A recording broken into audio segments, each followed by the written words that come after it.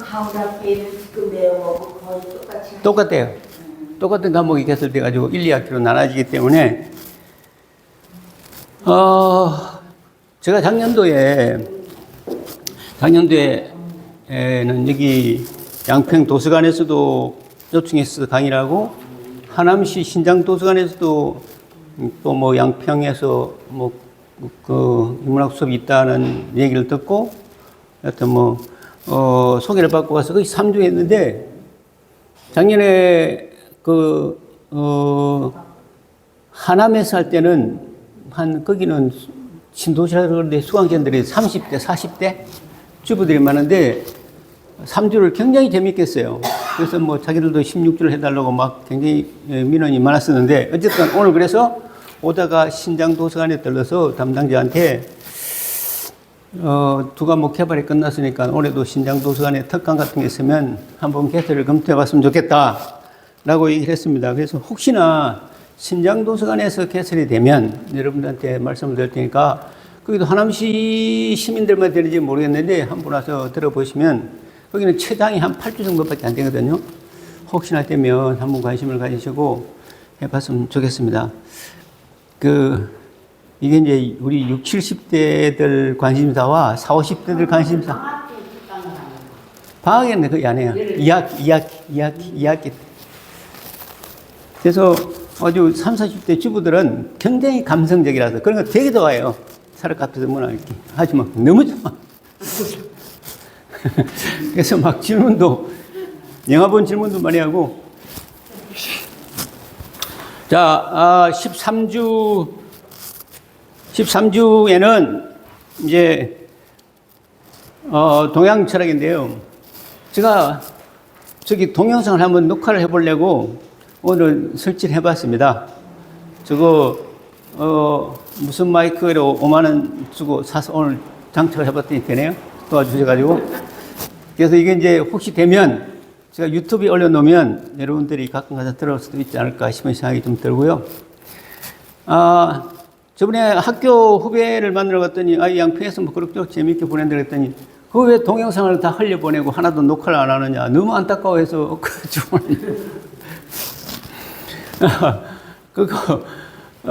여러분들이 만약에 이제 일이 있어서 못 오실 때도 동영상을 올려놓으면 보면 되거든요. 자, 그래서, 앞으로, 동영상, 녹화를 하고 있구나. 동영상 수업도 뭐 이렇게 좀 녹화를 해서 제가 원래 사이버대학교 교수이기 때문에 맨날 이러고 살았습니다. 근데 이런 거는 이제 직원들이 다 해주기 때문에 사실 이것도 다 만들어줘요. 사이버대학 가면. 저는 교환만 주면 다 만들어주는데, 사이버대는 뭐 수업이 많으면 뭐 1500명까지 한 수업을 들으니까 뭐 적어도 한 100명 정도 그렇게 해서 했기 때문에, 이런 사이버 수업에는 굉장히 제가 익숙한데 아무도 없는 데서 강의하는 게, 근데 아무도 없는 데서 강의하면요 되게 재미없어요. 왜냐하면 수강생들이 이렇게 좋은지 재밌어하는지 아무런 반응을 몰라서 혼자 떠들다 보면 재미 되게 없는데, 며칠 있다가 나중에 또 습관화가 되더라고요. 그럼 또 할만해요 또. 뭐 그래서 채팅창을 열어놓으라고 그러지. 채팅창을 열어놓고 실시간 수업도 합니다. 대학원 수업만. 대학 수업은 그냥 녹화 수업만 하고, 대학원 수업은 실시간 수업을 하고요. 그래서 이제 실시간 수업하는 거는 몇 명 못 들어와요. 30명 이상 못 들어오기 때문에, 그 이제 화면까지 다 띄워서 얼굴까지 보고 이제 수업을 해서. 그래서 이게 온라인 수업이라는 게, 온라인 저 수업이요. 지금 우리 한국에도 무료 수업이 개설이 돼 있어요. 대학교 수업을 일반인들도 볼 수 있게 만든 수업이 무크라고 있는데, 미국에서 굉장히 선풍적 인기를 끌었거든요. 자기 조카한테 교육시키려고 만들었던 수업이, 닫아버리네. 조카한테 수업하려고 만들었던 수업이 조카만 본 게 아니라 세계적으로 다 봐버렸어요. 그래가지고, 예를 들어서, 과학, 수학, 기초수학, 기초과학, 누구나 봐도 되잖아요. 이런 것들은 뭐, 세계에서 제일 강의를 쉽고 잘하는 사람 혼자만 하면 되거든요. 이제 그래서 한국에도 그걸 도입했는데 잘 안 돼요. 왜 잘 안 되는가 하면은, 한국은 학위를 따기 위해서 수업하는 게 굉장히 많아요. 이게 학문 자체가 목적이 아니라 대학교 졸업생 때문에. 그래서 잘 안 봐요. 그냥 대학도. 그래서 인문학 수업 같은 경우는 그래도 굉장히 그래도 사람들이 관심이 가질 수 있는 부분이기 때문에 한번 이렇게 해본다라고 보시면 될 것 같습니다. 자, 이번 주, 다음 주는 이게 이제 13주, 14주는 동양 철학을 할 건데요. 동양 철학을 2주 만에 한다는 게 사실은 말이 안 돼요. 노자 하나만 가지고도 16주를 하는데 동양 철학 2주만, 동양 철학을 뭉뚱그릴 수 있어요. 그래서 이제 한 학기 수업이 끝나면 이런 컴플레인이 좀 있습니다. 고등학교 때는 맨날 하던 수업인데 그 반복만 하니까 크게 얻은 게 없다라는 사람들이 있어요. 그런데 그런 분들도 한 주도 안 빼고 수업을 다 듣고 그렇게 얘기하셔가지고 그러면 듣지 마시지라는 생각이 좀 들긴 했는데 장단점이 있다고 봅니다. 그제 제가 그런 얘기 했더니 강서구라고 있잖아요. 이서구인가? 강서구, FM 진행하는 애, 강서구죠? 배우. 강서구가 FM을 진행을 해요. 걔는 음악 전공한 친구 아니거든요. 근데 그 수업이 훨씬 재밌대요. 전문가가 하는 수업은 너무 스페시픽해서 재미는 없대요. 그래서 저도 이거 사실 인문학 전문 공자가 아닌데, 그럼 그런 측면에서 그 의미가 있겠다. 왜냐하면은 보통 사람의 시각으로 제가 강의를 만들었고, 보통 사람이 듣잖아요. 전문가들이 듣는 게 아니고 학생들이 듣는 수업이 아니기 때문에 나름대로 그런 의미가 있을 거라고 생각합니다. 자, 이 동양 철학도요, 2시간, 소위 말해서 총 4시간 가지고 동양 철학을 다 한다는 게 말이 사실은 안 되는데, 그러면 뭘 할 거냐? 동양 철학의 지식을 전달하지는 않아요. 지식을 전달하지만 다만 그 지식을 전달하는 의미와 목적이 소위 우리 유학이라는 게 유학의 내용이 아니라 유학이라는 게 우리 사회에 미친 영향, 우리가 어떻게 받아들여야 될까 하는 것들을 보는 거죠. 저분도 우리가 성경 공부를 1시간 좀 했습니다만은 제가 성경 성서책 한 권 가지고 40년 동안 계속 설교를 듣는 분도 있고 그거 가지고 소위 말해서 예배를 인도하시는 분도 있는데 제가 1시간 가지고 뭘 하겠습니까? 다만 이 성서라는 것이 우리 인류사에게, 우리 인류에게 어떤 의미로 다가왔느냐만 하면 되거든요. 똑같아요. 이것도 지금 우리 유학이라는 것이 아니면 불교라는 것이 어떤 의미가 있는가라는 의미 파악이거든요. 내용 파악이 아니라. 그래서 이런 의미로, 이런 취지와 목적을 가지고 다가서면 얼마든지 유익한 수업이 될 수 있다라고 생각을 합니다. 전체적인 그림을 그리고 여러분들이 그 의미를 파악하고 나중에 알고 싶으면 추가로 내용을 알아보면 되거든요. 그래서 소위 유학 혹은 동양 철학의 큰 구조, 기본적인 컨셉을 다 잡고 이런 기본적인 컨셉, 이런 종교가 우리 사회에 그리고 특히 우리 이 세상에 그리고 우리 한국 사회에 어떤 의미와 파장, 어떤 의미로 작용했느냐, 우리는 이것을 오늘날 어떻게 이해하고 받아들여야 되는가, 불교의 지식이 아니라 불교가 갖는 기본적인 컨셉을 우리는 어떻게 내 나름대로 이해하고 해석할 것인가의 문제로 들어가면 된다. 훨씬 더 중요한 것인지도 모르죠.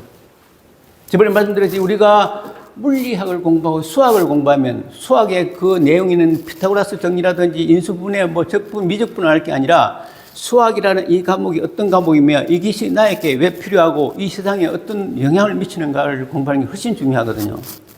그래서 소위 말해서 수학도 인문학이다라는 말이 되는 겁니다. 수학을 왜 공부해야 하는가, 수학은 어떤 학문인가 하는 것부터 우리가 이해하는 게 훨씬 중요하다. 그래서 이것도 마찬가지입니다. 유학도 어떤 학문이며 왜 필요한가라는 것을 우리가 이해하는 게 훨씬 중요하다라고 생각을 합니다. 그래서 이게 수업이 사실 중요하지 않다면 중요하지 않을 수도 있지만 아까처럼 보편적 지식 상식인데라고 할 수도 있지만 이것의 중요도와 의미를 우리가 좀 이해한다면요, 너무도 중요한 수업이 될 수 있다라는 겁니다. 제가 볼 때는. 그리고 이 수업 자체의 목적이 유교, 불교, 기독교를 전부 다 사실 저는 나름대로 아우러서 하나로 만들고 있잖아요, 늘. 왜 이 다양한 종교들이 우리가 기독교를 믿으면 기독교만 빠져서 다른 종교는 소위 말해서 이게 무슨 이단이니 사탄이니 이렇게 가는 게 아니라 인문학 수업은 이런 내용들이 각기 어떤 의미를 가지고 있으며 나는 이 각각의 의미를 내 안에서 어떻게 수용하고 녹아낼 것인가 이 수업을 하고 있기 때문에 제가 늘 드리는 말씀과 같이 내가 기독교 안에 교회에 매몰되어서 세상 다른 어떤 것도 인정하지 않는 나를 만드는 게 아니라 내 안에 기독교라는 것을 넣어서 그것을 이해하고 품어내는 나를 만들자. 오늘 목사님이 안 계셔서 지 마음대로 떠드는데 그렇잖아요. 솔직히 부담 가요. 아무 얘기 안 해서도 부담되게 가요. 폐기형 목회만 하셨다는 분, 그래도 굉장히 이해를 잘 해주셔가지고 아주 부담 없이 하고 있는데, 만일에 그런 데 대해서 이론을 자꾸 제기하면 참 곤란이거든요. 정치나 종교의 문제는 어디가 말할 게 없는데, 정치, 종교 빼면 인문학을 할 이유도 없어져요. 그래서 그걸 중간에 잘 타고 가는, 좀 스킬이 좀 필요하다, 이런 생각입니다. 자, 이번 주에 그러면 이번 주 유학은 도대체 뭐냐? 한마디로 유학은 우리 책에도 있듯이 그냥 문화상품이에요. 정치하는 사람들이 자기 정치를 하기 위해서 아주 유용한 수단으로만 썼다라는 거죠. 유학이 그야말로 절대적인 진리를 말하고 있는 것이 아니라 이 유학이라는 종교를 사람들에게 다 각인을 시키고 무비판적으로 받아들이게 하면 내가 정치를 하는데 굉장히 유리한 도구가 된다 이 말이에요. 기독교도 마찬가지예요. 유리사상이라 그러잖아요. 종교가 막 수십 가지 있으면 각 종교가 다 내용이 달라서 다 만족시키기가 너무 힘들어. 김씨, 박씨, 이씨 다 있으면 각종 성씨의 종갓댁을 찾아다니면서 다 봉사를 하면 너무 힘들어. 유일 종교로 딱 하나 만들면 하나만 하면 되잖아요. 기독교도 그래서 태동된 소위 말해서 로마 시대의 로마 정권을 유지 발전시키는데 중요한 수단으로 사용됐던 의미가 굉장히 크거든요. 똑같아요. 우리 유교도. 자, 이렇게 하면 이렇게 어떻게 됩니까? 내 안에 종교를 내가 넣을 수 있다는 거잖아요. 내가 종교를 따라가지고 삼강 오련이 어떻고 논어가 어떻고가 중요한 게 아니라 얘도 또 꺼지네.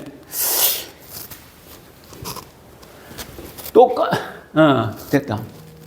쉽게 되는구나. 그래서 종교도 마찬가지로 이와 같이 내 안에 종교를 넣는, 그래서 나중에 그림을 제가 언제 한번 보여드렸습니다만, 나라는 존재가 이렇게 있으면 이 기독교, 예를 들어서 이슬람교, 불교, 힌두교, 아니면 우리 동학도 이 동학 사상까지 다 이렇게 다 넣어서 내 안에서 녹여낼 수 있는 나의 컨셉을 잡는 게 이 수업의 목적이거든요. 그럼 여기 있는 가장 기본적인 게 종교잖아요. 종교뿐만 아니라 이제 위에 이제 정치라든지 사회 문화라든지 이런 거, 이게 다 내 안에 용해되는 그런 나를 만드는 것이 이 수업의 목적이라서 하나를 깊이 파고들어가지 않습니다. 다만 이와 같이 컨셉을 잡고 그것에 대한 이해를 하게 되면, 소위 말해서 이제 드론을 타고 하늘에서 숲을 보는, 항상 이런 수업을 하는 겁니다. 그래서 자, 동양철학에게 동양철학사 산책, 동양철학은 어떤 것이며 동양철학 중에서 특히 유학, 역학은 어떤 의미를 갖는가 하는 것을 이해하는 것이 굉장히 중요하다라는 겁니다. 제가 대학원 수업을 할 때도 꼭 제일 잘 가르쳐주는 선생님이 맨 첫 시간에 컨셉 잡아주는 선생님이에요. 사실 컨셉만 다 잡아주고 나면 나머지는 다 하면 되거든요. 근데 그 컨셉을 잡는 것, 전체적인 그림을 그리는 것이 하루 이틀 안에 되는 게 아니거든요. 제가 성균관대학교 석사과정을 수업을 진행하면서 한 50명 정도 석사이면서 석사들이 아닌 그 사회 과정이 있어요. 우리 정치인들이 굉장히 많이 나오거든요. 고대 석사 과정을 수료했는데, 이 수료라는 것은 그게 하겠다는 게 아니기 때문에 그냥 와서 수업 듣는 거예요. 물론 그것도 경쟁력은 있습니다. 그런데 이 석사학위를 주는 게 아니에요. 그냥 그 수업만 듣고 수료증 하나 주는 거라서, 고려대학교 경영대학원 석사과정 수료, 그러면 이건 하겠다는 게 아니에요. 그냥 과정 다니는 겁니다. 그런 수업을 한 50명을 모아서 했는데, 제일 인기 있는 강의가 뭐냐면은, 녹화를 해서 또 신경이 좀 쓰이네. 모모 씨가 계세요. 저 대학교 선배인데, 중학교 선배인데, 고향 선배예요. 삼성에서 삼성의 개발의 80%를 본인이 하셨다고 벌써 20년도 넘은 얘기거든요. 제가 후배니까, 야, 내가 회사에 가가지고 한 2천억 정도는 부동산 사놓고 와서 보고만 하면 된다고 그러더라고요. 2천억짜리를 사서, 나 샀다 하고 보고만 하면 된대요. 그 정도로 믿어주는 분이 한 분 계셨어요. 자타가 아는 부동산 개발의 대부라는 분이 계셨어요. 그분이 수업을 가서 이제 딱 한 시간, 성균관대학교 14주 수업 중에서 첫 시간 딱 한 시간 하는데 어려운 말 하나도 없어요. 어려운 말을 하면 자기도 몰라. 그게 무슨 소리야 이래. 그런데요, 전체적인 그림과 컨셉을 딱 잡고 있어요. 그래서 예를 들어서 토지 수용에 대해서 구체적인 전문적인 용어가 나오면 어떨 때는 다 몰라요. 그런데 그 수업을 학생들이 제일 좋아했거든요. 왜? 전체적인 그림을 딱 그려주더라고. 그래서 그때도 그러면 앞으로 뭐 사면 돼요? 물었는데 어디 가서 뭐 사라 그러는데 돈이 없어서 못 샀지만 그게 전체적인 그림 그리는 게 너무 중요하다는 겁니다. 그래서 한 학기 동안 수업했는데 학교에서 다 배운 거 일지라도 그렇게 이해를 하시면 좋겠다라는 걸로 이제 말씀을 드리는 겁니다. 그래서 이거 전체적인 그림을 그래서 이분이 하시는 말씀이 야 여기도 내 밑에서 한 20년씩 부동산 개발하는 애들 되게 많아. 전부 다 학력은 서울대 뭐 연고대 다 나왔는데 내가 걔들이 컨셉 잡아오는 거 보면 기도 안 차. 말이 안 돼. 이래요. 그러니까 다들 이게 나무만 보지 숲을 못 보는 거예요. 전체적인 그림을 그려야 되거든요. 우리가 아이들을 키워도 얘가 앞으로 어떤 업종에 종사할 것이며 얘의 성격을 봐서는 어떤 진로를 선택해 주는 것이 좋겠다. 이게 너무 중요하잖아요. 이거 지식까지 되는 게 아니라 그 사람이 살아오는 세상을 보는 눈. 이게 필요하잖아요. 그래서 뭐 초등학교밖에 안 나와도 대학원 나온 사람보다 훨씬 똑똑할 수 있는 게 지식의 측면이 아니라 이렇게 세상을 보는 눈. 그래서 어떤 분이 초등학교 나와서 대학 총장하신 분도 계시지 않습니까? 가능하다고 생각을 합니다. 그래서 지식이 아니라 이렇게 소위 말해서 전체를 아우르는 이 시각을 갖는 것이 굉장히 중요하다라는 말씀을 드려보고요. 자, 그러면 이제 드디어 동양 철학이 뭐며 동양 철학의 내용은 뭔가 하는 건데 뭐 늘 이렇게 시작하셨습니까? 나는 왜 인문학 수업을 왔는가부터 시작했는데 여러분들이나 저나 왜 인문학 수업을 시작하는가? 이건 늘 해야 되는 질문이죠, 사실은. 어제 했지만 오늘도 해야 되는 질문 맞습니다. 나는 왜 이 수업을 들어왔는가? 이게, 여기 보면 종교가 개인의 인격을 높일 수 있는가? 나는 어떤 목마름이 있길래 인문학 수업을 들어왔는가? 지식을 넓히기 위해서? 아니면 삶을 보다 깊게 알기 위해서? 나에게 삶은 놀이터인가 전쟁터인가 이건 굉장히 재밌게 보는데요. 이게 타짜라는 영화가 있었는데 거기가 안성기가 하는 질문이에요. 타짜라는 영화의 안성기가 하는 질문이 고수는 삶을 놀이터로 생각하고 하수는 삶을 전쟁터로 생각한다. 이거요 삶의 좌우명으로 삼아도 된다고 생각합니다. 근데 이런 얘기 굉장히 중요한 얘기거든요, 사실은. 하수는요 맨날 따라다니면서 온갖 것 다 최고의 신경을 써요. 거기에 매진하느냐고 그냥 감정이 다 소진돼가지고 나중에 필요해가지고 저번에 케르케고르처럼 죽어요. 케르케고르 그 똑똑한 사람들에 대한 모든 사람들이 자기에게 막 도전하고 질문하니까 그게 그 답변하고 그 감정 노동에 매달리다가 과로로 죽어버렸어요. 이게 뭔 의미가 있느냐 이거예요. 박사학위 논문 열심히 써놓고 너무 소진돼서 죽어요. 가끔 있어요. 그 박사학위 뭐하러 쓴 거예요? 우리가 일을 하더라도 일을 너무 열심히 하다 보니까 일 때문에 일에 치여서 아무것도 인생이 뭔지 몰라. 그러면요, 이렇게 사는 게 아니거든요. 내가 내 삶의 주인 되어야 된다고. 왜 종교까지 내 안에 집어넣으라고 이러냐면, 내가 내 삶의 주인이 되어야 되잖아요. 여러분들이 여러분 삶의 주인이 되어야 된다, 이거죠. 기독교 가보니까 아닌갑이요. 그러면 절에를 한번 가볼까? 절에 가보니까 이것도 아닌갑이요. 맨날 이러다 시골다 보면 뭐 남아요? 이 산 꼭대기 올라가 보니까 이 산도 아니네. 저 산 꼭대기. 그러다가 시골다 보니까 안 된다, 왜요? 그래서 오늘 막 떠들잖아요. 절에도 가보고 교회도 가보고 거기도 보니까 나름대로 진리가 좀 있네. 여기도 있네. 이러고 살아라는 얘기예요. 니체가 하나님은 죽었다, 신은 죽었다 할 때 그건 진짜 신이 죽은 게 아니라 내 자신의 내 자아를 완전히 몰입시켜버리고 내 자아를 잃어버리는 신을 죽이라는 얘기거든요. 그게 빠져있지 말라는 얘기예요. 그렇게 이해를 하시면 된다. 그러면 많은 공부가 필요가 없다. 아까 제가 말씀드렸듯이 이 지혜라는 것만 있으면 되지 그 지식 구체적으로 필요도 없습니다. 컨셉만 다 잡고 있으면 돼요. 그래서 어떻게 보면 인문학의 숲을 걷다가 훨씬 더 중요한 수업이라고 저는 생각하는데 이게 목적이거든요. 철학 앞에서 문학 읽기는 재미는 있는데 이 정도 이런 수업은 또 아니에요. 그냥 재미는 있죠. 문학 작품 하나 가져다 놓고 그 문학 작품에 가지고 있는 철학적 의미를 파고드는 건 무지 중요하죠. 그래서 질투와 사랑에는 어떤 관계가 있는가? 사랑하면서 질투 안 할 수 있는가? 없죠. 동물의 양면인데 질투를 안 느끼면 그 사랑 안 하는 거지. 그런 사람이 어디 있습니까? 이성적 사랑 말이죠. 이런 가지고 하니까 굉장히 재미있는데 이렇게 전체적인 그림은 못 그려요. 그래서 나는 나의 삶은 놀이터인가 전쟁터인가? 제발 내 삶을 놀이터로 만들어야 하는 겁니다. 전쟁터로 만들지 말자. 그냥 누구하고 막 악다구니하고 죽기 살기로 절대 싸우지 마세요. 그냥 지면 돼요. 조금 지고 또 뭐 물건 살 때 좀 손해보고 사세요. 그게 놀이터고 한 푼도 손해 안 보려고 막 최선을 다해서 막 화내고 하는 건 그거는 전쟁터에 사는 삶이거든요. 그러면 남들이 볼 때 어떻게 보이느냐? 저 사람 되게 편안해 보여. 이게 돼요. 나중에. 그죠? 제가 아직 그까지 못 가서 탈이지만 그래서 어디 가서 물건값 많이 부르면 그냥 주고 쏘가줘요. 그냥 쏘아주시고 뭐 물건 하나 잘못 사면 또 그러나 보다 하고 그냥 넘어가. 쿠팡에서 물건을 주문했다가 맨날 취소하는 사람들이 보면 남자들은 사실 잘 안 그래요. 항상 끝이잖아요. 여성분들은 이거 뭐 아니면 다 빠꾸야. 여성분들 말씀 쿠팡 장사 되겠나 싶은 생각이 드는데 뭐 물론 여성이라도 다 그런 거 아니고 남성 다 그런 거 아니지만 대체적으로 그래서 이런 식으로 살았으면 좋겠다라는 겁니다. 손해도 보고 살고 남한테 좀 모진 소리도 듣고 살고 기분도 좀 상하면서 살고 자존심도 좀 깎이면서 살고 이렇게 살자는 겁니다.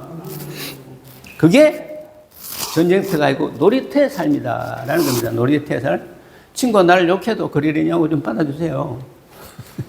저도 안 되지만. 그래서 우리는 매일 놀이터를 만들기 위해서 이 삶을 살아가는지도 모른다라는 생각을 합니다.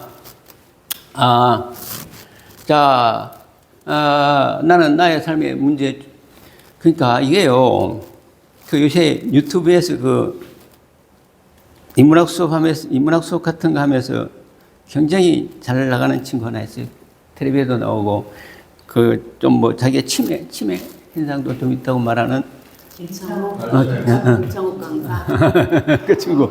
인기 되게 좋잖아요. 막, 공감이 막 100배 돼. 그죠? 공감을 엄청 해요. 정말, 자기는 체계적으로 수업도 안 받은 사람이 그렇게 강의를 잘하잖아요. 자기는 야매 강사라고. 체계적 교육 안 받았는데도 너무 잘해요. 그런데 우리는 그런 체계적 교육을 안 받았음에도 우리는 나름대로 저기 있잖아요. 이 안에 지식과 역사적 사가실들이 다 들어있잖아요. 우리는 그냥 하는 게 아니고 그냥 이렇게 마음만 어루살피는 게 아니라 큰 줄기를 잡아놓고 하잖아요. 훨씬 더 의미가 있는 수업이 될 수 있다라는 생각이 듭니다. 그냥 그거 듣다 보면 깨닫는 것도 많은데 크게 이렇게 다 어디가 뿌리고 어디가 줄기고 어디가 열매인지 잘 안 잡혀요. 그런 수업 말고 이런 수업을 해야 그게 잡힌다라는 겁니다.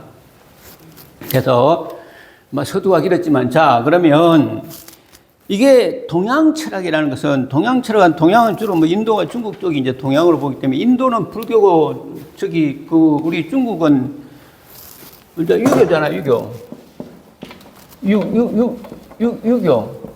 그 다음에 한쪽은 이제 불교. 근데 이 교태가 이제 종교 교태인데 유교는 종교라기보다는 학문이에요. 학문체계야. 그죠? 유교는 신을 가정하지 않아요.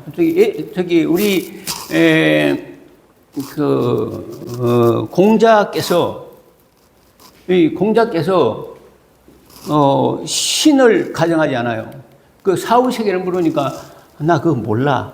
세상 사는 얘기도 바빠 죽겠는데 하려면 끝도 없는데 모르는 세계에 대해서 얘기하지 말고 대답을 했어요. 그럼 종교가 아니에요. 종교는 사실 사후 세계에 대해서 어떤 컨셉도 정하면 종교가 아니고 그건 학문이 되거든요. 그래서 이제 유교는 교자를 붙이는데 사실 유교는 교자 붙이기는 걸 그 유학이라 그러잖아요. 유학. 그래서 이거는 학문이다. 기독교는 기독교는 소위 학문이기도 하지만 종교이기도 하잖아요. 기독교는 종교적 성격이 더 크죠. 그래서 유학이다. 이 유학인데 이게 지금 이유학이라는 이 유학은요. 우리가 공자 뭐 4대 성인에서 뭐 공자, 소크라테스 뭐 이렇게 쭉 하지만 이게 공자는요. 아까 말했듯이 문화 상품일 뿐이고 정치인들이 이용하는 도구일 뿐이다 라고 결론을 내려버리는 게 편해요. 맞아, 그게 아무리 봐도. 그래서 우리가 삼강오륜이 어떻고 뭐 무슨 군자가 어떻고 소인이 어떻고 하는 것들이요. 삼강오륜은 인간으로서 최소한도 인간다우려면 이렇게 살아라 하는 윤리 도덕에 관한 얘기인데 다음 시간에 말하는 장자가 뭐라고 그러냐면 헛소리 하지 마라 이래요. 그거는 헛소리다. 사람은 가만히 놔둬도 자연스럽게 지 할 일 다 하는데 그렇게 교육시키려고 하지 마라. 그래서 무의자연. 자연스럽게 가만히 놔둬라. 그래서 약수라 그러고 이제 소위 말해서 물 흐르듯이 가만히 두면 사람은 원래 제대로 만들어졌는데 교육을 시킨다고 맨날 이렇게 저렇게 재단하고 의도적으로 돌려놓으면서 이상한 인간을 만들어내는 게 노자의 사상이에요.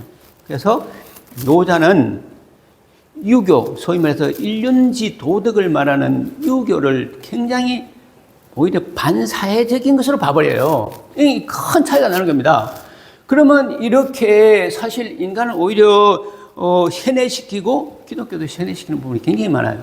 인간을 세뇌시키고 오히려 사회를 권위적으로 만드는, 특히 기독교나 유교는 권위적으로 만드는 데는 최고의 상품입니다. 기독교는요, 하나님을 저 꼭대기에 놓고 하나님 말씀을 안 따르면 다 틀렸어. 이렇게 인간의 사고를 마비시켜버리잖아요. 유교는 여기도 똑같이 하늘이 어떻고 상제가 어떻고 천이 어떻고 맨날 얘기해요. 그렇게 함으로써 가치론적으로 또 이렇게 소위 뭐랍니까? 가치론적으로 체계화시켜버려요. 권위주의 사회를 만들어요.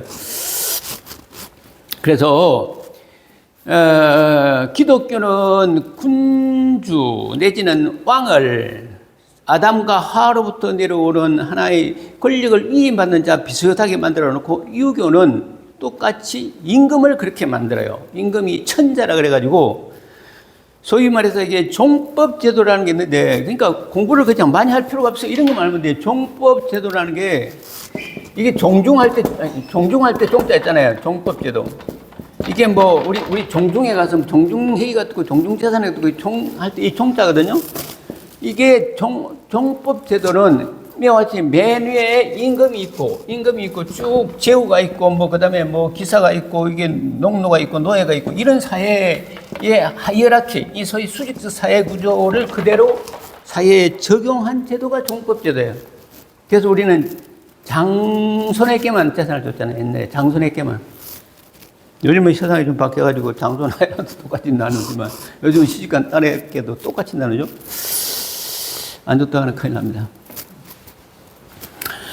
그래서 이게 유교는 이렇게 종법제도, 시족을 중심으로 해서 이게 최고의 권력, 집안의 종중에서도 제일 장손이 최고예요. 그냥 그 권위자예요. 쭉 내려오잖아요.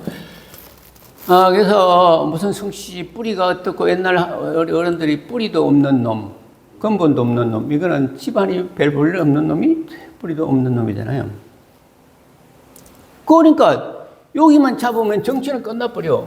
기독교도 마찬가지예요. 기독교도 정치하고 종교가 짜옹을 해서 그냥 교황과 왕이 그냥 합의에 삐만 끝나버려요. 사회 통솔하기 제일 좋잖아요. 그래서 기독교와 소위 말해서 이 유교라는 것이 정치 도구로도 사용되는 게 너무 많다. 그럼 이건 뭔 얘기예요? 세상의 구조는 힘의 구조구나. 힘을 갖기 위해서 사람들을 한으로 모아서 그걸 쉽게 통솔하기 위한 구조로만 발달되어 왔구나 하고 해서 세상은 원래 이렇게 힘의 구조, 지배와 피지배의 구조라고만 생각한 거예요. 그래서 니체가 말하기를 야 낙타처럼 등에다 물만 채워주면 아무 생각도 없이 끝없이 사망을 걸어가는 낙타가 되지 말고 네 자신 스스로 사자가 되어라. 사자가 되어서 먹고 싶은 고기 다 먹고 하고 싶은 일 다 해라. 이게 니체의 사상이잖아요. 이걸 다 거부해내는 것들.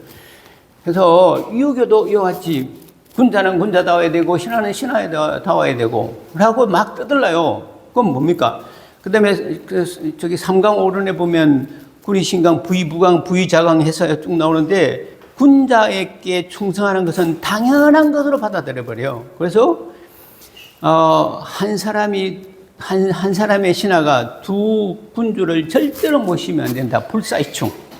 충성이라는 걸 너무 중요시하잖아요. 충성. 이 유학은 그래서 충성만 엄청 중요해요. 충성이 뭡니까? 이 마음의 중심을 잡은 게 충이거든요. 그래서 두 임금을 섬기면 절대 안 됩니다.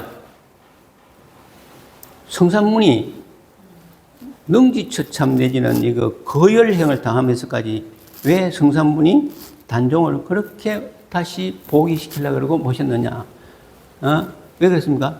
임금 둘을 모시면 안 되기 때문에 나는 한 임금에게 충성을 목숨을 바쳐서 삼족이 멸하더라도 삼족이 멸함을 당하더라도 나는 절대로 두 사람의 군주를 섬길 수는 없다라고 해서 세조가 반란을 일으켜도 절대로 동조를 안 하잖아요. 왜? 충이거든, 충. 이게 유교의 기본적인 덕목이에요. 가장 기본적인 덕목. 이거는 의심해서도 안 되고 의심하면 안 돼. 기독교에서 하나님 의심하면 안 되듯이 의심하면 안 돼. 근데 세상이 그렇습니까? 가만히 생각하면 그 충해가지고 삼족 멸하고 나면 나에게 남는 게 뭐예요? 그죠? 아니 세조가 들어와서 단종보다 훨씬 더 정치를 잘하면 어떨 낀데 굳이 단종을 모셔야 될 필요가 없잖아요. 이건 누가 판단하냐? 내가 판단하고 내가 주인이 돼야 되지 않습니까? 그죠? 그래서 우리 종법제도나 우리 유교는요, 남존여비의 사상이라든지 과부제가 금지라든지 하는 것들을 우리는 이전에 뭐 당연한 것으로 받아들였어요. 똑같이 덜 일을 하고 와서도 옛날 농경사회에서는 집에 들어오면 남자는 좀 씻고 쉬는데 여자는 버커로 가야 되잖아요. 당연해. 지금은 그랬다가는 쫓겨나기. 영국만 가더라도 마누라 하루 내 친구가 수다 떨고 놀았어요. 남편이 퇴근하고 오면 수다 떨고 노는 게 미안해서 야, 너 빨리 가. 우리 남편 와서 밥 챙겨줘야 돼. 이래야 되잖아요. 안 그런데요. 남편이 오면 수다를 더 재밌게 떨어. 남편은 들어오자마자 오픈을 하고 넥타이 맨체로 밥 한단 말이에요. 되게 이상하잖아요. 그 문화. 아니, 왜 우리가 여자가 서비스를 해야 되냐 이거예요. 그게 다 우리의 의식 구조잖아요. 우리는 그렇게 배웠기 때문에. 아니다 이게요. 그래서 이걸 다 깨는 거니까 나를 불편하게 하는 게 인문학이라고 하듯이 왜 그 불편합니까? 내가 주인 돼야 되거든. 종교까지도 내 안에 넣을 건데 그런 사회 제도나 간섭 정치 같은 경우는 당연히 내 안에 더 넣어야지. 내가 주인 돼야 되잖아요. 끝없이 사고하고 끝없이 생각하고 끝없이 공부해야 이걸 내 안에 넣을 수 있다. 이 말입니다. 이 수업을 하는 거고. 그래서 그러면 이제 공자가 그럼 어떻게 해서 이렇게 문화상품밖에 안 되고 정치 도구밖에 안 됐느냐. 이 사람이 자기 어머니는 무당이었고 자기 아버지는 50몇 돼서 열 몇 살 먹는 무당을 구해서 애를 낳는데 이게 공자예요. 공자가 어디 대단한 집안에서 뼈대 있는 집안에 낳느냐입니까? 이 사람이요. 나쁘게 말하면 이제 학교에서는 이렇게 쓰면 안 되죠. 나쁘게 말하면 사기꾼이야. 왜? 예. 15에 입지하고 40이 이순하고 15살의 학문에 뜻을 두고 그 다음에 40이 되니까 부록이 되고 50이 지천명에 60이 이순에 70이 동심서에 부르고다 이런 얘기를 하고 굉장히 많이 해요. 무슨 얘기냐면 내가 15살 돼서는 학문을 할 거다고 이제 뜻을 세우고 쭉 공부를 하던 게 40쯤 되니까 부록의 나이가 된 거야. 미혹하지 않아. 누가 꼬셔도 안 넘어가. 말하자면 흔들리지 않은 미혹의 나이가 됐어. 50이 되니까 지 천명을 알아. 하늘의 명을 알 정도니까 벌써 하늘로 통한 거예요. 60이 됐으니까 이순해. 누가 무슨 말을 해도 기가 순해진 거예요. 누가 무슨 말을 해도 기가 순해진 건데 그럼 70이 되니까 뭐 어떻게 되냐? 종신소유 불유거라. 내 마음대로 하더라도 어떤 행동도 도리나 세상 이치에 언남이 없더라. 이렇게 말해요. 그럼 이게 완전히 세상을 다 마스터하고 우주까지 마스터하고 천리까지 마스터한 사람이잖아요. 어떻게 죽냐? 자기 하나밖에 없는 아들이 죽었어. 1년 있다가 제가 제일 좋아하는 제자가 죽었어. 일주일 동안 밥을 굶다가 시름이 앓다가 죽어요. 이게 뭐 마스터예요? 마스터 아니잖아요. 내 감정 컨트롤도 못하는데. 그죠? 이런 거 안 하려고 불교는 벌써 2년부터 끊어버리잖아요. 어머니도 없고 아버지도 없고 오고감도 원래 없는데 그게 다 무슨 소용이냐. 이게 불교합니까? 내가 보이는 게 다 허상이고 진짜 실상은 따로 있는데 그래서 절이 실상사 절이 제일 많아요. 다 허상이야. 보이는 거 전부 다 허상이야. 원효 대사가 저 당나라로 유학 가다가 의상하고 저기 저 신의주점 어디서 동굴에서 하루 종일 잤는데 목말라서 뭐 어디 보니까 물이 있어서 마시고 났더니 아침에 보니까 해골 바지 물이었다. 그래서 막 토하잖아요. 그거는 거 많이 들었잖아요. 그래서 어쩌에 마신 물은 감노수였는데 아침에 이걸 내가 토하고 있다니 뭐야 물은 똑같은데 내 마음이 다 문제구나 해서 유학을 안 가잖아요. 원효는 유학을 안 가버려. 의상만 가. 의상 그래서 가서 학성이 되어 와요. 학성. 그래서 그 부석사, 영주관 부석사라고 있거든요. 거기서 3,000명씩 막 제자를 거느리고 불교를 막 융성을 시키는데 원효대사는 유학도 안 가고 되돌아와서 저기 요숙공주하고 결혼해서 설총이나 낳고 그리고 또 도로 떠나가지고 또 막 세상을 주의하다 그냥 살잖아요. 소위 말해 무애사상. 어디도 안 걸려요. 어떤 여자를 사랑을 했으면 그 순간 사랑한 거고 그게 얽매여 있으면 안 되니까 또 떠나는 거예요. 물론 그러면 안 되지. 사랑했으면 책임을 져야 안 되나. 어쨌든 이래서 무의 사상을 그래서 아무데도 걸리지 않는 소위 말해서 거물에 걸리지 않는 바람처럼 살아버린다고.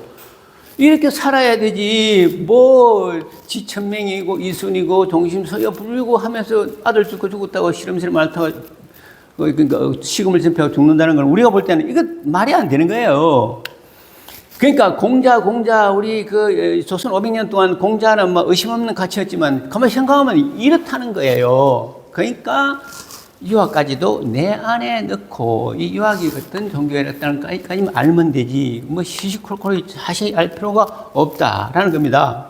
물론 시시콜콜이 아는 것이 알아야 나한테 말도 하고 비판도 하기 때문에 그런 걸 좀 해보는데 자 그런 의미로 이제 쭉 얘기를 한 거고요. 그래서 이제 핵을 쭉 보면 이제는 지식적으로 좀 가보자고요. 동양차를 보면 이게 중국이 이제 오성기 이거 우리나라요. 이거 우리나라 태극기 이거 정말 좋은 저기 깃발이거든요. 우리나라 태극기가 왜 태극기인지 아십니까? 태극이잖아요. 태극. 그죠? 우리나라는 국가도 없어. 그냥 애국가야.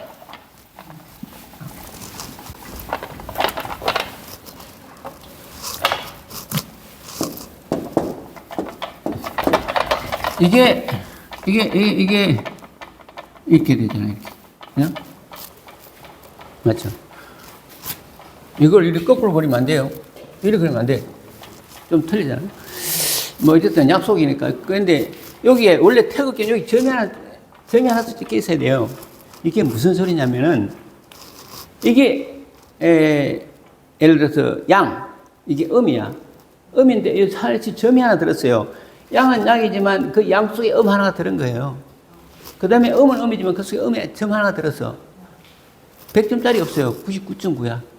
사랑도 99.9예요. 이게 다 99.9에 100 없어. 그러니까 이게 자꾸 커지면 양이 되고 이게 자꾸 커지면 음이 되는 거예요. 그게 이 상생이에요. 상생. 이렇게 교환되는 거예요. 다슬기요. 다슬기. 고동. 다슬기. 그게 물이 탁하면 쑥놈이 다 암놈으로 바뀌어버려요. 되게 이상하죠? 성이 바뀌어요. 우리 사람은 태어날 때 수정되는 즉시 남성, 여성이 되는 줄 아세요? 안 그래요. 세포 분열이 일어나면서 여성과 남성으로 나눠요. 그래서 우리 왜 동성애자 있잖아요. 동성애자. 나는 아무리 살아봐도 여자가 좋은 게 아니라 같이 남자가 좋아. 큰일 났잖아요. 이게 본태적이라는 겁니다. 대부분. 물론 나중에 그걸 자기가 바꿀 수도 있지만 그걸 바꿀 수 있는데 왜 굳이 남성이 남성을 좋아해가지고 이렇게 힘들게 다냐고. 안 되는 거야 자기가. 그래서 커밍아웃하고 난리인데 가만히 생각하면 여성 남성도 이렇게 원래 막 처음부터 구분되는 게 아니에요. 살다 보니까 이렇게 되는 건데 그러니까 이제 이런 강의를 이제 하기 시작하면 저기 기독교에서 저 대표적인 강의를 저걸 강의라고 하고 있냐 이렇게 이제 할 수 있는 건데 원래 그래요. 자연의 이치가. 그래서 절대적이지가 않습니다. 그래서 이게 태극인데 음과 양이에요. 음과 양. 음과 양인데 한번 생각해 보세요. 제가 대학 다닐 때 왜 행정학과 들어가가지고 동양철학과 수업을 그렇게 열심히 들었느냐. 그때 우리 다닐 때는 저기 예비고사라는 게 있어가지고 예비고사가 한 그때 400점인가 모든 과목 합해서 만점이었어요. 8과목이 50점이면 400점이죠. 근데 뭐 이것도 좀 그렇지만 우리 행정학과는 법대에 있었고 동양철학과는 이게 철학과에 있다 보니까 철학을 누가 합니까? 이 점수가 행정학과는 법대 쪽 점수가 훨씬 높았어요. 그러니까 말하자면 사회적으로 머리 좋은 애들이 이렇게 이제, 행정고시 우리 많이 됐으니까, 하여튼, 한 40% 됐으니까, 그 행시하려고 와서, 오는데, 머리가 좋죠. 근데 이제 철학과는 카트라인이 좀 낮는데도 불구하고 철학과 수업이 저는 너무너무 재밌더라고. 왜 재밌느냐면, 한번 수업을 들어갔는데 저런 얘기를 하면서 우주라는 게 어떻게 형성이 됐고, 어떻게 운행되는 얘기를 하는데, 음양이 다 있대요. 가만히 생각하니까 음양이 없는 거 하나도 없더라고요. 제가 말씀드렸듯이 꽃도 수술과 암술이 있어요. 동물도 다 쑥과 암컷이 있어. 그게 이게 교미가 되고 수정이 돼야 열매가 맺어. 들판에 있는 벼들도요. 이거 수정 안 되면 벼가 곡식이 안 차요. 쪽정이만 남아. 그 누가 수정시키냐? 바람이 한번 휙 불면 그 배에 있는 수술들이 바람에 날려가지고 암술에 다 수정이 되는 거예요, 그거는. 그게 이제, 그 꽃들과 나무는 열매, 벌과 나비가 해주잖아요. 다 해야 돼요. 안 그러면, 근데 왜 세상이 이렇게 돼야 되냐, 이거요. 가만히 좀 들었는데 왜 다 수정이 돼야 돼요? 밤과 낮이 있고, 좋음과 싫음이 있고, 북극과 남극이 있고, 그 착함과 선함이 있고, 세상에는요, 이게 음양이 없는 게 하나도 없더라고요. 그러니까 제가 양평에서 닭을 키웠는데 한번 말씀드렸잖아요. 뭐 닭이 일주일에 한 번씩 오니까 암탉이 몇 마리 알을 낳으면 한 10개씩, 15개씩 되는데 알이 모여있으면 암탉이 와서 계속 품어요. 이걸 습관적으로 병아리를 만들려고. 그런데 이게 수탉도 없는데 백날 품으면 뭐합니까? 아무리 품어도 그거는 병아리가 안 되잖아요. 씨가 없는데. 수탉이 있어야 쑥닭이 암탉하고 갖고 이렇게 수정이 돼야 이게 알이 유정란이 되고, 그거 없으면 무정란이잖아요. 마트에서 팔 때 유정란 비싸잖아요. 무정란은 싸고. 그래서 그거 맨날 빈 계란만 품으니 이게 아무리 품어도 이게 되나요?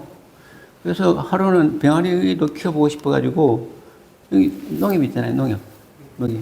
여기 농협 있어요, 여기 시내에, 양평 시내, 양평 읍내에. 농협에 가가지고, 풀무원. 풀무원에 나온 유정란 이렇게 10개 사다가 줬어요. 이 병아리가 며칠 만에 부화해요? 21일이잖아요. 딱 3주잖아요. 뭐 공대나 뭐 이런 건 엄청 잘 알아요. 이게 3, 7, 20일. 그래서 일요일 날 넣어놨더니 3주 후에 왔는데 일요일 아침에 나오는데 아침 10시 되니까 병아리가 한 마리 턱 나오더라고. 또 있었다면 저녁 오후 한 4시까지 되니까 10마리가 다 병아리가 나왔어요. 그래서 저는 풀무원을 무조건 삽니다. 실험을 해봤거든요. 풀무원, 그걸 진짜 안 속이더라고요. 그래서 요새는 마트에 가서도 풀무원 거는 그냥 무조건 사는데, 예, 실험을 해봤거든요. 그 10마리. 그래서요, 그냥 물론 얘기가 또 새끼로 가지만, 이거 병아리가 조금 크고 나니까, 너무 이쁜 거야. 막, 애미가 덮고면서 파주면 병아리 삐삐하고 한 10마리 따라다니면서 노란 병아리가 먹이 먹고, 봄에 막 너무 이뻐갖고, 근데 이게 좀 컸어. 커가지고 한 2주, 3주 지나니까 좀 크잖아요? 와서 보면 10마리 중에서 7마리밖에 안 남았어요. 3마리 없는 거요. 이거 왜 없지? 또 한 주 와보니까 또 4마리 남았어. 도대체 알 수 없어요. 한 4, 5주 되니까 병아리 한 마리도 없어요. 이게 가출했나 했더니, 하루 이렇게 가만히 봤더니, 우리 집에 이게, 요즘에 이게 철망으로 펜스를 쳐놓잖아요. 우리 집마다. 철망으로 집마다 다, 단독주택 철망이 이렇게 돼가지고 막 이 펜스를 쳐놔요. 울타리를. 집이 이렇게 있으면 울타리를 이렇게 펜스를 딱 쳐가지고 철망으로 쳐놨는데, 닭은 크니까 이 철망 사이를 못 빠져나가요. 병아리는 빠져나가더라고. 꼭 밖에 누가 있느냐면 도둑고양이. 도둑고양이 이렇게 한 마리 앉아있어요. 그리고 이놈이 병아리만 나오면 잡아먹은 거예요. 그래가지고 10마리를 다 잡아먹었어요. 그래서 이제 나는 병아리의 주인으로서 분노가 하늘을 찔러가지고. 근데 저기 도둑고양이 저거 잡아 죽여야 되겠다. 그래서 도둑고양이 어떻게 잡으면 못 잡지. 또 양평 그 철물점에 가지고 큰 이게 지덫을 샀어요. 작은 지덫 안 돼. 그걸 사다가 지덫을 이렇게 탁 놓고 여기다 돼지고기를 다육을 한 점 딱 갖다 놓고 이걸 갖다 이 철망에다가 끈을 딱 묶어놨어요. 이놈이 머리가 좋아가지고 잘 안 들어오더라고요. 그래도 뭐 몇 시간 있어도 돼지고기 냄새는 솔솔 나지. 뭐 쥐는 배는 고프지. 저녁에 좀 어두운 데 나가보니까 뭐가 푸드득 해서 보니까 잡혔어요. 이놈이 잡힌 거야. 이게 한쪽 발이 먹으려다가 이게 잡힌 거예요. 그런데 뭐 도둑고양이가 어떡합니까? 뭐 손으로 잡았다가는 온 손이 남아나지 않을 건데, 가만히 생각하니까 제가 투망을 사다 놨는데 투망으로 던져가지고 도둑고양이를 잡아가지고 뚫뚫 말아서 그 시골에서 그 단독주택 살다 보니까 빨래줄이 있었어요. 빨래줄에다 걸어놨어요. 이게 투망에 써가지고. 이제 아니 펄펄 살았어. 전혀 문제가 없어요. 이놈이. 그래도 뭐 죽으면 그런 게 아니라 이 동물들은요 조금씩 어디가 다쳐도 전혀 개가 무슨 갈치나 무슨 뭐 이런 거 먹다가 개나 이게 포식 동물이 목에 가시 걸리는 거 봤어요? 안 봤잖아요. 우리 가시나 조기나 가시가 많은 생선들을 강아지를 줬을 때 강아지가 그걸 막 먹어요. 근데 개들이 우리 사람처럼 빼먹다가 목에 가시 걸린 개 봤어요? 없잖아요. 그런데 없어요. 자연은요, 무지무지 오묘해요. 안 그래도 딱 만들어져 있는 거예요. 그리고 이것도 고양이도 마찬가지야. 우리 같으면 지듯이 발이 걸렸으면 이건 수술을 해야 되잖아요. 별로 문제가 없더라고요. 희한하죠? 이제 달아놓고 하도 화가 나가지고 이제 몽둥이로 가서 몇 개 때려줬어. 죽으면 안 되니까 그래도. 몇 개 때려주고 나서 가만히 생각하니까 이게 제 잘못이고 내 잘못이에요. 쟤는 원래 그렇게 살도록 되어 있잖아요. 뭐 잡먹고 살으라고. 전부 그렇게 만들어 놨는데. 가만히 생각하니까 쟤는 잘못이 하나도 없어. 제 잘못이야. 그래서 그냥 풀어서 줬어요. 잘 가더라고. 그러니까 이게요, 우리가 그러니까 사물을 볼 때 어떻게 보고 판단하느냐의 문제 중요한데, 어쩌다가 이야기가 이리 왔지만, 어찌됐건, 이게 우리는 세상을 볼 때요. 그래서 이게 태극이라는 것이, 이게 이렇게 음양이라는 것이, 음양이 아닌 것이 하나도 없다. 음양이 아닌 것이 없어요. 밤과 낮이 있고, 해와 달이 있고, 음력과 양력이 있고, 또 특히 남자와 여자가 있고, 그 중에서 여기 보면 이게 있잖아요. 괴효 하는 건데 이거는 이제 이게 뭐냐, 이걸 잘 연결시켜야 됩니다. 이게 태극이 뭐냐면은 이게 유학이라는 것은 아까 봤듯이 인간의 도리에 관한 학문이에요. 그래서 상강어륜이 어떻고 저떻고 뭐 사람은 소위 말해서 동물처럼 살 수는 없다. 군자는 어떻게 살아야 된다. 맨날 이런 얘기만 했는데 이거는 사람의 도리와 세상의 가치 기준에 관한 얘기고 유학의 기본적인 중국의 기본적인 철학은 뭐냐면요. 주역이에요. 주역이 점치는 걸로 되어 있는데 주역이라는 것이 이와 같이 이게 세상이 운행되는 기본적인 뭔가 질서가 있을 거다. 세상에 질서 없는 건 없잖아요. 뭔가 질서가 있을 건데 그 세상을 움직이는 기본적인 질서, 구조, 틀, 법칙. 그래서 세상이 운행되는 법칙이 뭔가라고 중국 사람은 끝없이 따져서 만들어낸 게 소위 말해서 이게 주역입니다. 주역. 주나라에서 만들었던 역. 그래서 처음에는 뭐 발원전이 이상 좀 주술적인 게 있지만 쭉 내려와서 송나라 때 완성이 돼요. 이게 소위 말해서 주역의 사상이 태극론인데 음양오행론이고, 그래서 이제 개와 효 이런 게 나오는데 이게 다 점치는 걸로 되어 있지만 왜 점이 쳐지느냐? 우주 운행의 질서가 인간이라고 비껴갈 수 있느냐? 인간도 똑같이 우주 운행의 질서 속에 들어가 있기 때문에, 그러면 인간도 우주 운행의 질서에 합할 수밖에 없는데 그거는 어떻게 할 수 있느냐? 내가 태어난 연월 일시 네 가지의 기둥이죠. 사주입니다. 사주를 보면 이 사람이 어떻게 태어나서 어떻게 죽을 것인가 대충 나온다 라는 것이, 이게 세상 운행의 법칙을 인간에게 적용돼서 우리가 소위 말해서 지금 사주풀이 하는 게 이게 지금 주역이에요. 원래 인간 사주풀이 하라고 준 게 아니고, 주역은 봄, 여름, 가을, 겨울이 어떻게 왔다 갔다 하느냐라는 것으로 준 건데, 그 주역에는 8, 8이 64개가 있는데 그 중에서 한 개가 화천대유라는 개가 있어요. 많이 들어봤잖아요. 화천대유. 이재명이 뭐 1000억 해먹었다고 맨날 떠드는 그 회사하고 같은데, 얘들은 주역 가지고 회사 이름을 지었잖아요. 우리 정부도 지금 이상한 종교를 있는 건데. 그래서, 자, 주역, 이게 역자는 이거는 바뀐다는 것이죠. 바뀐다. 바뀐다, 변한다. 바꿀 이자도 되지만 바꿀 역자도 되기 때문에 그러니까 변하는 법칙에 관한 얘기예요. 법칙. 역은 법칙이라는 얘기예요. 뭔가 계속 변해가는 법칙이 주나라에서 만들었던 법칙이 주역이거든요. 그래서 이게 이제 소위 말해서 태극은 무극이라고 했었고, 처음에는 뭔가가 원리가 있어. 근데 그 원리를 가만히 따지니까 음양이 있어. 음에는 양이 있고 양에는 음이 있고. 이것이 어떤 식으로 작동하느냐? 오행으로 작동해. 그래서 목화토금수. 우리 목요일 화요일 이거 있잖아요. 이게 오행이야. 그래서 목화토금수는 이게 오행이 이렇게 서로 상생상극을 하는데, 목생화, 화생, 토생, 금생수예요. 나무가 불을 붙이면 불이 되잖아요. 나무가 타면 불이에요. 그 다음에 불이 붙이고 나면 이게 쟤는 뭐가 됩니까? 흙이 되잖아요. 화생, 토는 흙은 계속 눌리면 나중에 그 안에 금도 들어앉았잖아요. 나중에 이제 땅에서 이제 물이 나오는 거예요. 물은 다시 나무를 살리잖아요. 요게 오행이에요, 오행. 이 원리를 얘기하고 있는 게 세상 돌아가는 이치에 관한 학문이다. 그리고 이제 괴나 효가 나오는데 그것도 참 오묘해요. 이게 효라 그러는데, 이게 양효고 음효거든요.